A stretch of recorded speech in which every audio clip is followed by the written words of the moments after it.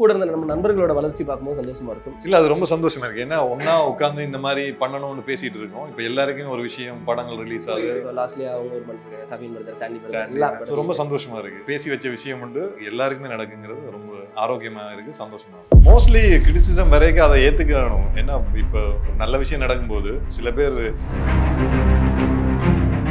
அடிவாங்க பழகிடும் உங்களுக்கு. வரும்போது நாங்க எங்க ட்ரீம்ஸ் தெரியும் தானே, டக்குன்னு பிடிக்கணும், டக்கு ஒன்றும் நடக்காது. நான் கூகுள் கிட்ட பண்ணும்போது நிறைய நெகட்டிவ் கமெண்ட்ஸ் வந்து, பட் அதுல நிறைய உண்மையும் இருந்து சரியா வரல, எனக்கு வரல. நம்ம நினைச்சிருப்போம் இல்லையா, இந்த டைம் பீரியட்குள்ள நம்ம ஒரு கொஞ்சம் ஷைன் ஆகுது. இந்தியாவோட லக்கே இல்லாத இடம் என்ன இடம்? லக்கே இல்லாத இடம் லக்னோ. ஜோக் எல்லாம் ஆராயக்கூடாது. சாமிங் லவர் பை நெக்ஸ்ட் போட ஏதாவது ஒரு சாமிங்கான அதான் சொல்லியிருக்கேன். அதுக்கு தான் இந்த பிட்டு. கொஞ்சம் தூங்கிட்டே இருக்கேன். ஜிம்முக்கு போய் அவங்க தூங்கிட்டு இருக்கீங்க. ஜிம்மு போனா தான் நல்ல தூக்கம் வருது. சுறுசுறுப்பா இருக்கணும். எங்க அம்மா சொன்ன மாதிரி அது வர மாட்டேங்குது. பிரியாணின்னு நினைச்சா அது நம்ம தொப்பி வாப்பா பிரியாணி தான். வேர்ல்ட் கிளாஸ் டேஸ்ட், உலகத்தரம் வாய்ந்த சுவையில் உன்னதமான பங்களிப்பு. ரெட் நூல் வியூவர்ஸ் எல்லாருக்கும் வணக்கம். இன்னைக்கு நம்ம மீட் பண்ண போற அந்த மூவி டீம் யார் அப்படின்னா சரண்டர் மூவி டீம் நம்ம கூட இருக்காங்க. வணக்கம் தர்ஷன் ப்ரோ, வணக்கம் பாடினி, வணக்கம் கௌதமன் சார். ஆக்சுவலா கௌதமன் பேர் வைக்கிறீங்க எல்லாமே நல்லவங்க தெரியுமா சார்? அப்படிங்களா? ஆமா, ஒன்றும் சொல்ல முடியாத நிலையில இருக்கோம். சும்மா சொல்லிக்க வேண்டியது, யாரும் சொல்ல மாட்டாங்க, நம்மளே சொல்லிக்க வேண்டியது. இப்போ நம்மளோட வளர்ச்சி பார்க்கும்போது சந்தோஷம் இருக்கும், கூட இருந்த நம்ம நண்பர்களோட வளர்ச்சி பார்க்கும்போது சந்தோஷமா இருக்கும். ஸோ அப்படி பார்க்கையில நண்பர்களோட வளர்ச்சியை பத்தி இல்ல அது ரொம்ப சந்தோஷமா இருக்கு. ஏன்னா ஒன்னா உட்காந்து இந்த மாதிரி பண்ணணும்னு பேசிட்டு இருக்கோம். இப்ப எல்லாருக்கும் ஒரு விஷயம் படங்கள் ரிலீஸ் போயிட்டு இருக்கு, நடந்துட்டு இருக்கு. கவின் பிரதர், சாண்டி பிரதர் எல்லாம் முகேன் பிரதருக்கு ஒரு படம் ரொம்ப சந்தோஷமா இருக்கு. ஏன்னா ஒரு பேசி வச்ச விஷயம் உண்டு, அது இப்ப நடந்துட்டு இருக்கு, எல்லாருக்குமே நடக்குங்கிறது ரொம்ப ஆரோக்கியமா இருக்கு, சந்தோஷமா இருக்கு. ஆமா, நம்ம என்னைக்கோ ஒரு நாள் மேனிஃபெஸ்ட் பண்ணிருப்போம், இதெல்லாம் நடக்காதான், நடக்கணும் அப்படின்னு சொல்லி இது பண்ணிருப்போம். பட் அது இப்போ நடக்குது அப்படிங்கிறது சந்தோஷம். இண்டஸ்ட்ரியில நம்ம எந்த அளவுக்கு ஒரு பாசிட்டிவா நம்ம ஒரு ப்ரொஜெக்ட் ஆகிறோமோ நெகட்டிவிட்டியும் நமக்கு அப்படிங்கிறது வரதான் செய்யும். அந்த நெகட்டிவிட்டியை ஹேண்டில் பண்றதுக்கான மென்டாலிட்டி அதை எப்படி பிரதர் எடுத்துக்கிறது? அது அடிவாங்க பழகிடும் உங்களுக்கு. சரி, ஓகே, இந்த அடியில இருந்து இது பழகிருக்கும், அந்த அடியில இருந்து அது பழகிருக்கும், கம்மியா இருக்கு, அந்த மாதிரி தான் ஃபீல் ஆகும். பட் மோஸ்ட்லி கிரிட்டிசிசம் வரைக்கும் அதை ஏத்துக்கணும். ஏன்னா இப்ப ஒரு நல்ல விஷயம் நடக்கும்போது சில பேர் சில விஷயங்கள், இப்ப ஃபர்ஸ்ட் நான் கூகுள் கிட்ட பண்ணும்போது நிறைய நெகட்டிவ் கமெண்ட்ஸ் வந்துச்சு, பட் அதுல நிறைய உண்மையும் இருந்துச்சு. சரியா வரல, எனக்கு வரல, அதை ஒத்துக்கிட்டு அதுக்கு அடுத்த நடவடிக்கை எடுக்கணும், அவ்வளவுதான் மேட்டர். மற்றபடி சில விஷயங்கள் நடக்கும், அதை காணாம விட்டுட்டு போறதா.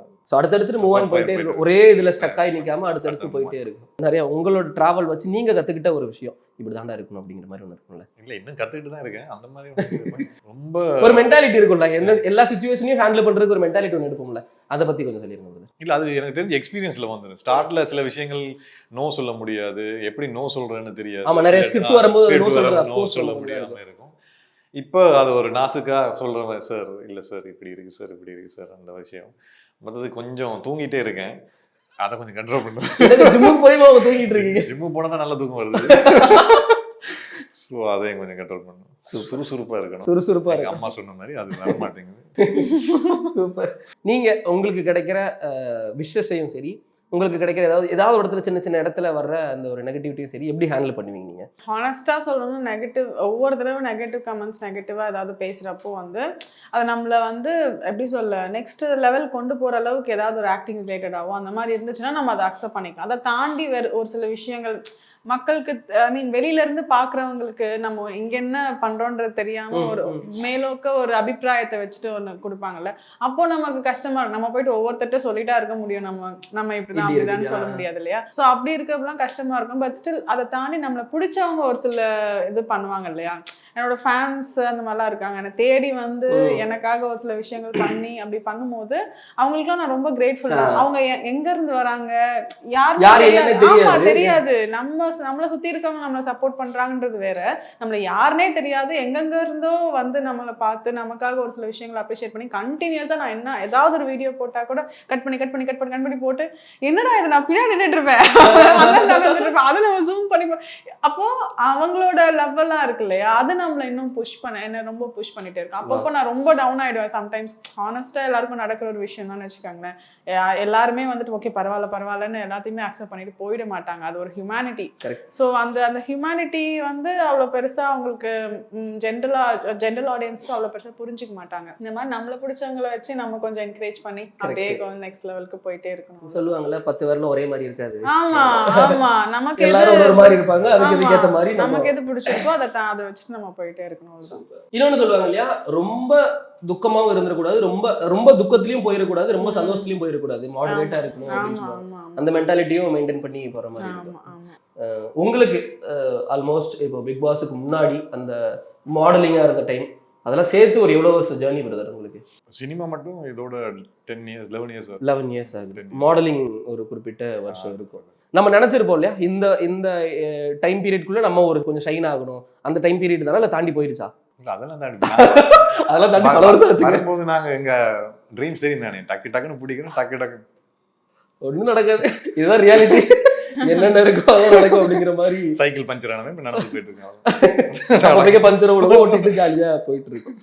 as a budding artist கிட்ட எனக்கு கேட்டு தெரிஞ்சுக்கணும் ஆசை. கண்டிப்பா நம்ம வந்து ஒரு காலத்துல யோசிச்சிருப்போம், நம்மளோட ஃபேஸ் வந்து ஸ்கிரீன்ல வந்துடாதா, மக்கள் அதை பார்த்து செலிப்ரேட் பண்ணி ரசிச்சிட மாட்டாங்களா அப்படின்னு. இப்போ அது நடந்துட்டு இருக்கு அப்படிங்கிற பட்சத்துல இது பயங்கர ஒரு ரெஸ்பான்சிபிளா தான் நம்ம வந்து இது எடுத்திருப்போம். நம்ம மூஞ்சி அழகாவும் தெரியணும், பெர்ஃபார்மன்ஸ்லயும் வந்து நல்லா தெரியணும், ஒரு பாராட்டும் வாங்கணும், டைரக்டர் சாட்டிஸ்ஃபைட் ஆகணும். இதுக்கு எல்லாத்துக்குமே சேர்த்து என்னென்ன பண்ணுவீங்க ஆர்டிஸ்டா, வெட்டிங் ஆர்டிஸ்டா? இல்ல எனக்கு at the end of the day director satisfy பண்ணாலே எனக்கு போதும். ஓகே. ஏன்னா அவர் தான் அந்த எனக்கு ஒரு ப்ளூ பிரிண்டா தான் அந்த ஸ்டோரி தெரியும்.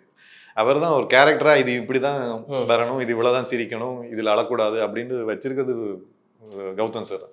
ஸோ மோஸ்ட்லி நான் டேக் முடிஞ்சோன்னு சார் என்ன சார் ஸ்டார்ட்ல இருந்து எனக்கு சொல்லி ஒர்க் ஷாப்ல இருந்தே ஒரே ஒரு விஷயம் மட்டும் அடிக்கடி சொல்லிட்டே இருப்பேன், தர்ஷன் இப்ப இங்க ஒண்ணு பண்றீங்கல்ல அதெல்லாம் அங்க பண்ணக்கூடாது. ஏன்னா நான் ஏதாவது சொல்லிட்டு இருப்பேன். ஃபர்ஸ்ட் டே ஷூட் போகும்போதும் சார் வந்து தர்ஷன் எல்லாம் ஓகே, எல்லாரும் சொல்ற விஷயம் அந்த சிரிப்பு மட்டும், அதால எனக்கு டவுட்டாவே இருக்கும், கரெக்டா வந்துருச்சுன்னு நான் போய் கேட்டுட்டே இருப்பேன். ஸோ அதுதான் எனக்கு அவரை சாட்டிஸ்ஃபை பண்ணா போதும். அவர் சாட்டிஸ்ஃபைட் ஆகிட்டா ஆப்வியஸ் ஆடியன்ஸும் சாட்டிஸ்ஃபைட் ஆயிடுவாங்க.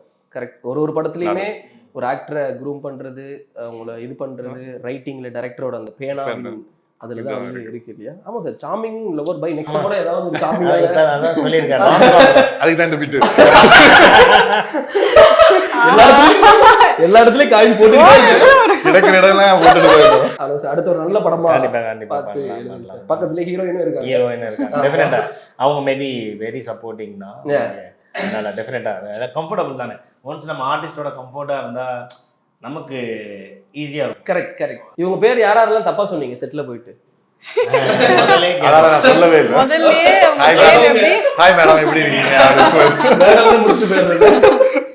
ஆமா, நிறைய இடத்துல நீங்க ஃபேஸ் பண்றது தானே.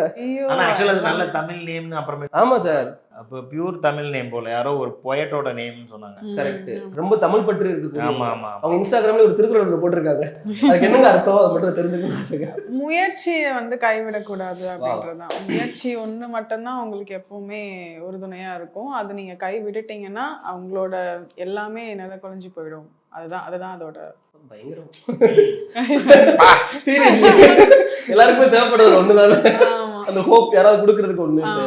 இப்ப நான் உங்களுக்கு ஒரு ஹோப் ஒண்ணு கொடுக்குற மாதிரிங்க. இந்தியாவோட லக்கே இல்லாத இடம் என்ன இடம்? இந்தியால லக்கே இல்லாத இடம். லக்னோ. எதுக்கு ரொம்ப நேரம் யோசிச்சுட்டு எங்களுக்கு 20 நிமிஷம் தான் கொடுத்துருக்காங்க. லக்னோ ஜோக் எல்லாம் ஆராயக்கூடாது. அது நேரட்டமா பார்த்து ரசிச்சுட்டு போயிருந்தோம். ஓகே, செமையா இருக்கு. Thank you so much. என்னைக்காவது ஒரு நாள் யோசிச்சிருப்பீங்களா ஆக்டர் ஆகணும் அப்படின்னு சொல்லி? அது இப்போ யோசிச்சு பார்க்க மாட்டோம், கண்டிப்பா மறந்துருப்போம். இப்போ யோசிச்சோன்னே தெரியாம மறந்துருப்போம். அதெல்லாம் யோசிச்சு பார்க்கும்போது சந்தோஷமா இருக்கா? இல்ல, ஆக்சுவலா நான் ஆக்ட்ரஸ் ஆகணும் அப்படின்னு நான் வந்து யோசிக்கல. டாக்டர் ஆகணும் முன்னாடி இல்ல ஆக்சுவலி எனக்கு வந்து மீடியால ஏதாவது ஒண்ணு பண்ணணும்.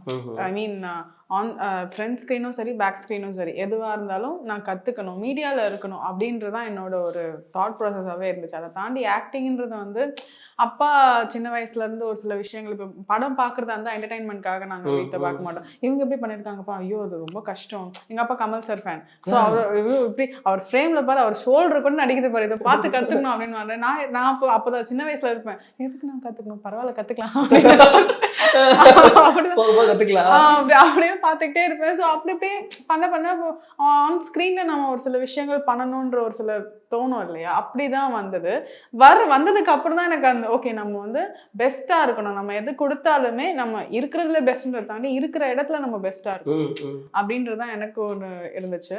இப்போவுமே அதை நோக்கி தான் போயிட்டு இருக்கேன். கூகுள், குட்டப்பா, நாடு, அந்த வரிசையில் சரண்டர் 3 படமுமே ஒரு ஐ திங்க் 2 படம் ஆல்ரெடி தர்ஷன் யார் அப்படிங்கிறத ப்ரூவ் பண்ணு. எனக்கு நாடுல உங்களோட பெர்ஃபார்மன்ஸ் பயங்கரமா தேங்க்யூ பிடிக்கும். தேங்க்யூ. அது அந்த ஹில் ஸ்டேஷன்ல அந்த மலைவாழ் மக்களா ஒரு பயங்கரமான ஒரு பெர்ஃபார்மன்ஸ் பயங்கரமா இருக்கும். இதுல போலீஸ் கெட்டப்பு வெறியான ஏத்துல உடம்புக்கு வந்துருச்சுற கேரக்டர் அப்படிங்கிற மாதிரி.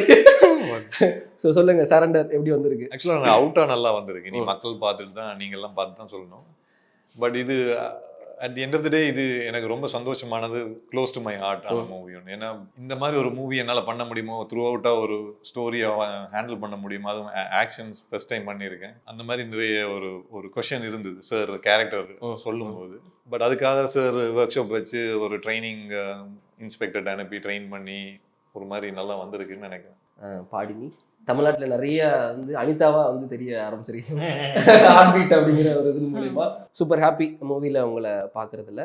சரண்டர் பத்தி சொல்லுங்க, எவ்வளவு ஹாப்பி இந்த ப்ராஜெக்ட்ல இருக்கிறது? I'm so happy. லைக் சரண்டரோட டீசர் பார்க்குறப்பவே உங்களுக்கு தெரிஞ்சிருக்கும். லைக் ஒரு மாதிரி ஒரு விஷயத்த ஐ மீன் ஒரு துறையை சார்ந்து இருக்கிற உள்ளக்க அவங்க கஷ்டப்படுறது, அந்த எமோஷன்ஸ் அண்ட் அதை சுற்றி நடக்கிற ட்ராமாஸ், இது எல்லாத்தையுமே ஒரு போர்ட்ரே பண்ணக்கூடிய ஒரு படம். போலீஸ் படங்கள் வரிசையில் இது வந்து அப்படியே இல்லாமல் இது ஒரு தனித்துவமாக ஒரு இடத்துல நிற்கும்னு நான் நம்புகிறேன். அந்த மாதிரி ஒரு படத்தில் நான் ஒரு பார்ட்டாக இருக்கிறது ஐ எம் ரியலி ஹாப்பி. சொல்லுங்க சார், உங்ககிட்ட தான் நிறைய கேட்டு தெரிஞ்சுக்கலாம் சார். எல்லா இடத்துலையுமே ஒரு 10 பேர் வேலை பார்க்குறாங்கன்னா அதில் ஒருத்தர் வந்து ரொம்ப நேர்மையாக இருக்கணும் அப்படிங்கிறதுல ஒருத்தர் கண்டிப்பாக இருப்பார். அவருக்கு தான் அதிகமான பிரச்சனைகள் வரும். தேடி வர்றது அவர் மட்டும் தான் தேடி பிரச்சனை வரும். அந்த இதில் எனக்கு தெரிஞ்சு லால் சார் அந்த ரோல் பண்ணியிருக்கிறாங்க. அந்த ரைட்டராக இருக்கிறாங்க, அவருக்கு பிரச்சனை வருது, யூனிட்டி வருது. ஸோ சொல்லுங்க சார், சரண்டரில் என்னென்ன எதிர்பார்க்கலாம் இதை தாண்டி? அதான் surrender is regular cop movie கிடையாது. ஐ மீன் அந்த டிஸ்டிங்க்டாக சொல்ல வரல. இது வந்து ஒரு காப் ஸ்டோரியில் ஒரு விஷயம் தொலைஞ்சு போகிறோம், சேஸ் பண்ணுறது, அந்த மாதிரி மெட்டீரியலை தாண்டி அதில் ஒரு எமோஷனல் வேல்யூஸ் இருக்கிறது தான் படத்தோட டிஸ்டிங்க்டான எலிமெண்ட்டாக நான் பார்க்குறேன். ஆமாம், அந்த unity sir, unity in sense like எப்படி சொல்கிறது, யூஸ்வலாக அந்த போலீஸ் டிபார்ட்மெண்ட்ஸில் ஏதாவது ஒன்றுனா அவங்கள ஒரு சின்ன டைலாக் டீசர் டைலாக் வச்சு தான் அவங்களுக்கு ஒன்றுனா விட மாட்டாங்க. எல்லாம் ஒன்றும் வந்துருவாங்க. இண்டஸ்ட்ரியிலையும் அந்த யூனியன் இருக்கும். பட் போலீஸுங்கெல்லாம் தேர் ஹேவிங் பவர்ஸ் அண்ணும் அந்த மாதிரி விஷயம் இருக்கையில் அது இன்னொரு லெவலில் தான் இருக்கும்னு நான் சொல்ல வரேன். இப்போ 10 பேர் இருக்கிற இடத்துல 9 பேர் ஒரு மாதிரி இருந்து ஒருத்தர் தனியா இருந்தாருன்னா அந்த 9 பேருமே அவர் மேல ஹேட் தான் இருப்பாங்க. ஆனா இவருக்குன்னு ஒரு பிரச்சனைனா வந்துருவாங்க. அந்த மாதிரி ஆஸ் அ யூனிஃபார்ம்னு ஒரு வேல்யூ இருக்கு. மீன் ஆட்டோ டிரைவர்ஸ் இருக்காங்க, ஒருத்தருக்கு ஏதோ பிரச்சனைனா ரெஸ்பெக்டிவ் ஆஃப் ரைட்டராங்க தெரியாம எல்லாரும் வண்டி விடலாங்க. அந்த யூனியன் இருக்குல்ல, அந்த டிபார்ட்மெண்ட்ஸ்லயும் இருக்கிறது தான் அந்த அவங்க பாயிண்ட் ஆஃப் வியூவில். போலீஸை ஒருத்தர் சும்மா எதிர்த்து பேசினாவே என்ன ஆகும்னு தெரியும். அந்த பாயிண்ட்ல அவன் அந்த பையன் கேட்பான், அவங்களுக்குள்ள என்னதான் இது பண்ணாலும் அவங்கள ஒரு யூனிஃபார்முக்குன்னு ஒரு கனெக்ஷன் இருக்கும். அதுதான் அந்த டைலாகா வச்சிருக்கோம். சூப்பர். வல்லவன் பத்தி சொல்லுங்க. வல்லவன் வந்து உங்களுக்கு எப்படி தர்ஷன் எப்படி இருந்தாப்புல அந்த கேரக்டர்? பயங்கரமா இருந்தாரு சார். யூஸ்வலா நீங்க இப்ப சொன்னீங்களா நாடு பாத்தீங்க, இதுக்கும் பயங்கர சேஞ்ச் ஓவர் இருக்குல்ல. ஸோ அது மாதிரி தான் ஃபஸ்ட்டு வந்தாப்புல தர்ஷன் ஸ்டோரி. அவருக்கு நம்ம பார்த்த பேசிக் எலிமெண்ட்ஸ்னா ஃபிசிக்கலாக is height and weight. So அதுதான் ப்ரைமரி விஷயம், அது சாட்டிஸ்ஃபைடு. பட் எமோஷ்னலாக அவர் கொஞ்சம் நம்ம ஒரு எழுதியிருப்போம் அந்த கேரக்டரை அவர்கிட்ட ட்ரான்ஸ்ஃபார்ம் பண்ணால் அப்புறம் அவர் எடுத்துகிட்டு வந்துடுவார். ஸோ அதுக்காண்டி சில மென்டல் மீன் ட்ரைனிங்ஸ் கொஞ்சம் கொடுத்தோம். அந்த ஒரு போலீஸ் ஆஃபீஸர் ஒருத்தர் தெரிஞ்சவர். ஸோ அவர்கிட்ட போனோம். அவருக்கு கிட்டத்தட்ட ஒரு 2 to 3 weeks ஆல்மோஸ்ட் லைக் அவர் ரெகுலராக எப்படி ஒரு ட்ரைனிங். போலீஸ்லேயே அவங்க சில லேயர்ஸ் வச்சுருக்காங்க. ஒரு சப்போஸ் இந்த இதில் வந்து Lal sir is going to retired in next 6 months. So அவர் பார்த்து தெளிஞ்சிருப்பார். ஒரு நியூவாக ஒரு ட்ரைனிங் எசையாக வந்தாலும் வந்து கொஞ்சம் வைப்பாக இருப்பாங்கல்ல, அந்த டெம்பராக அப்படி இலசு போட்டோன்னா அதுக்குன்னு சில அவங்க பாடி லாங்குவேஜஸ் எமோஷனல்ஸ்லாம் இருக்குது. ஸோ அதெல்லாம் அவருக்கு எப்படி பண்ணணுங்கிற மாதிரி அவர் ட்ரெயினப் பண்ணி அவருக்கு கிட்டத்தட்ட ஒரு 3 weeks போயிட்டு காலையில் அங்கே போய் எப்படி அவங்க சல்யூட் பண்ணணும், எக்ஸசைஸ் பேசிக் அதெல்லாம் சொல்லி கொடுத்தாங்க. ஸோ வந்ததுக்கு அப்புறமேட்டு நம்ம கதையாக நமக்குள்ளே இருக்கிறது சொன்னதுக்கப்புறம் அப்புறமேட்டு நம்ம வேலை முடிஞ்சிருச்சு. ஸ்பாட்டில் வந்தால் என்ன சொன்னமோ அந்த விஷயத்தில் இஸ் வெரி சப்போர்ட்டிவ்ங்கிறது எனக்கு வந்து. அப்போ இந்த படம் நடிச்சது மூலியமா போலீஸ் ட்ரைனிங் எடுத்து வச்சிருக்கீங்க. ஆமாம், யூனிஃபார்ம் கூட வச்சிருக்காரு. சாயங்காலம் போட்டுட்டு போனால் கூட தெரியாது. ஸோ பாடினி பற்றி சொல்லுங்க சார். பாடினி வந்து இந்த கதையில் வந்து இந்த படம் வந்து ஒரு 5 days நடக்கிறது தானே. அதுக்குள்ளே நடக்கிற ஒரு emotions and then chasing dramas தான். இதில் வந்து பாரினி வந்து அந்த கதையில் ஒரு சின்ன டைனமிக்ஸ். ம், ம். இவங்க வந்து ஒரு கதையில் அந்த ஒரு போர்ஷனில் வராங்க, இவங்களால கதையில் ஒரு சின்ன ஒரு மாற்றம் ஒரு ஏற்படும். மாற்றம் ஏற்படும். அந்த போர்ஷன் இவங்க பண்ணியிருக்காங்க. She is did I mean good, super super. Great sir. பிரியாணின்னு நினைச்சா அது நம்ம தொப்பி வாப்பா பிரியாணி தான். வேர்ல்ட் கிளாஸ் டேஸ்ட், உலகத்தரம் வாய்ந்த சுவையில் உன்னதமான பங்களிப்பு.